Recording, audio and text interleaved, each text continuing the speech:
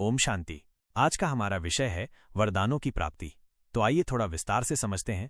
हमें बाबा से अनेक वरदान मिले हैं। इस समय परम सद्गुरु हम पर राजी हुआ है और राजी होकर वो रोज हमें नए नए वरदान देते हैं। उनके वरदानों को स्वीकार कर लेना, उन वरदानों को स्मृति में रखना, स्वयं को उन वरदानों का स्वरूप बनाना, इसकी बहुत आवश्यकता है।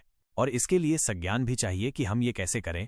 पहले तो हम जान लें, वरदान बहुत शक्तिशाली चीज है। वरदानों में शक्ति है। आग को भी पानी में बदलने की, अर्थात वरदान आग जैसी विकट परिस्थिति हो तो पानी जैसी शीतल जैसी कर सकते हैं।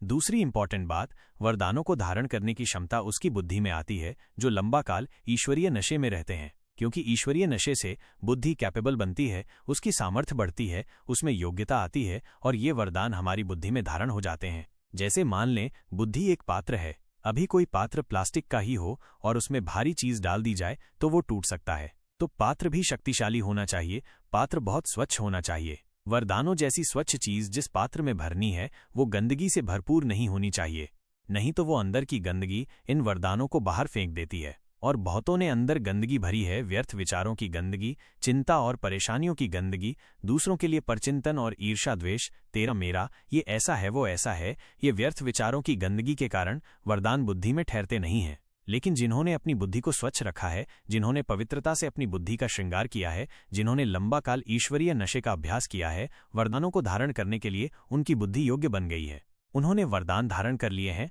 और ये वरदान अब आने वाले समय में इस संसार के लिए महान कार्य करेंगे। वो इस वरदान के स्वरूप होंगे, मैं विघ्न विनाशक हूँ। ये बाबा का वरदान मुझे प्राप्त है और ये वरदान से वो अनेकों को शक्ति देंगे और एक साथ अनेक आत्माएं विघ्नों से मुक्त हो जाएंगी। इस सारे संसार के विघ्नों को नष्ट करने वाले बन जाएंगे। बाबा ने वरदान दिया है, सदा सुखी भव। जिन्होंने इस वरदान को स्वीकार कर लिया वो आने वाले समय में एक साथ दृष्टि देकर अनेकों को सुखी बनाने लगेंगे। बाबा का वरदान है, बच्चे पवित्र भव, श्रेष्ठ योगी भव, सफलता मूर्त भव, स्थिर बुद्धि भव। इन वरदानों को स्वीकार करें और इस नशे में आ जाएं कि मुझे बाबा से ये वरदान मिल गया है। उस स्मृति से सारा दिन हम उसका स्वरूप बन जाएंगे।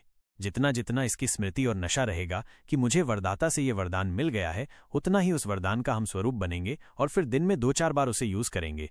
और मान लो कोई विघ्नों से भरी आत्मा हमारे सामने आई, उसने बताया मुझे ये विघ्न है, तो अपने इस वरदान को स्मृति में लाएं, बाबा का हाथ अपने सर पर फील करें और संकल्प करें उसका ये विघ्न समाप्त हो जाए। रिजल्ट बहुत ही सुंदर होगा।